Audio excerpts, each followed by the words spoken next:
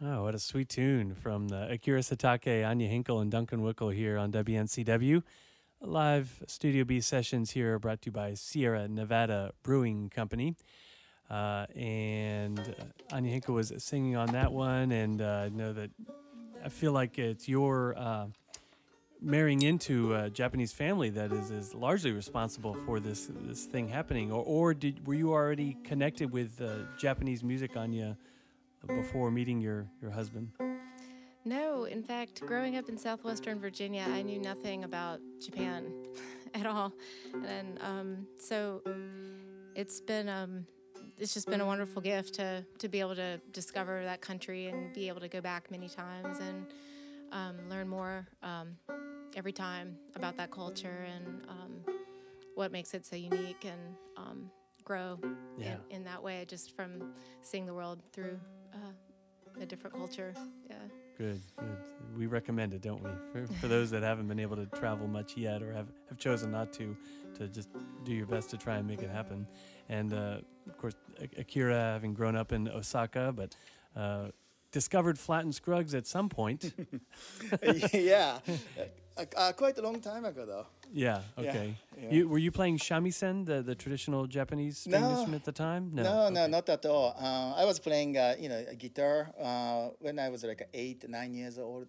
My brother brought home Doc Watson Folkways record, and I got hooked.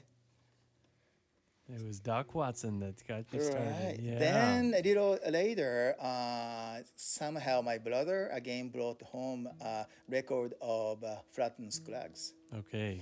And that was probably 12 years old. And I thought, wow, what is this? Just incredible. Yeah, I mean, obviously, incredible is a good word to describe, just the work of Flattened Scruggs. But I'm trying to picture what it would have been like for a 12-year-old growing up in Japan to first hear that just powerful, high lonesome bluegrass sound. I mean, incredibly strange, incredibly bizarre as well. Or did it just really make sense? Like, yes, this is traditional American music, and I want it. Yeah, that's probably not really unusual for me because when we bought a record player when we were like 8 years old, and I was 8 years old, and then I kind of like the country music, that kind of sound. So I bought first record I bought was Ennio Morricone. Spaghetti Western. And I thought that country music. And Spaghetti Western, that is some funny music, isn't it? Yeah, I thought that was a country Western, but Ennio Morricone was my first record. Then after that, it's start to listen to Doc Watson and Flattened Scruggs and best of the best in that style of music. And I was very lucky. Great. We need to have you come in again sometime, Akira, and be guest DJ for us and pick some of the great bluegrass stuff like we have on Mountain Mornings and Going Across the Mountain, but play some of that spaghetti western stuff too. Sure. That's a style that I don't feel like we hear enough of. All right, and now Duncan Wickel is back on his fiddle now. I was going to ask, how you got incorporated into this fold, but now I hear from that last tune that you speak fluent Japanese because you were singing along on that one. Yes, arigato.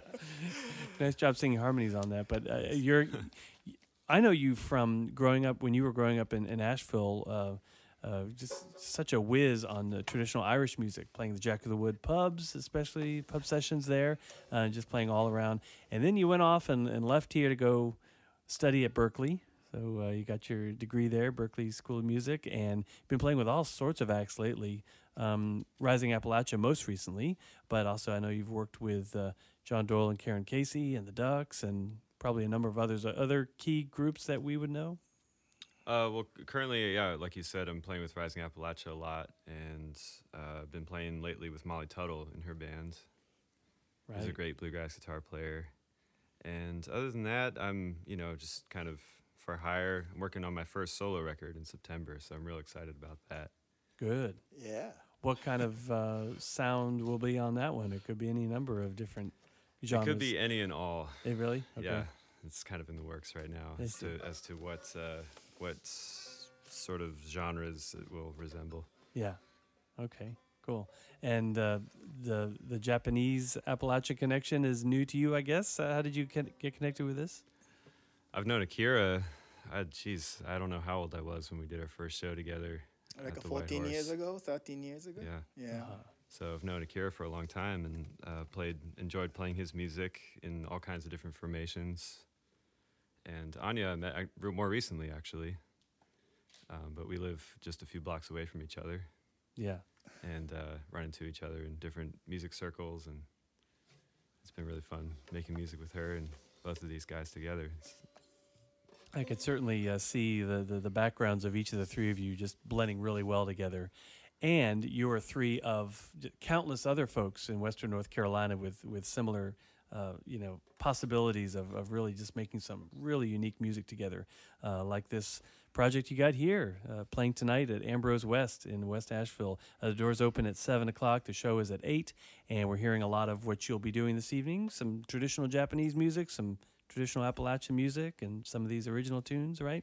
I think it's primarily going to be original music. Okay.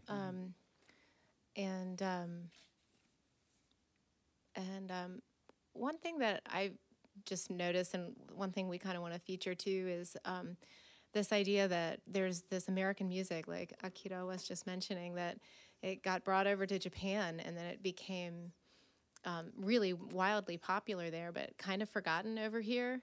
So that the music that they celebrate or that school kids are learning to sing in school might be songs that we've never learned, that were like our grandparents' generation songs.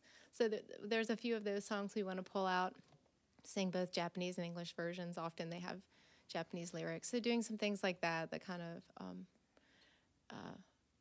showcase that interesting cultural element, and then some of our original music too. Cool. All right. Well, let's hear another tune.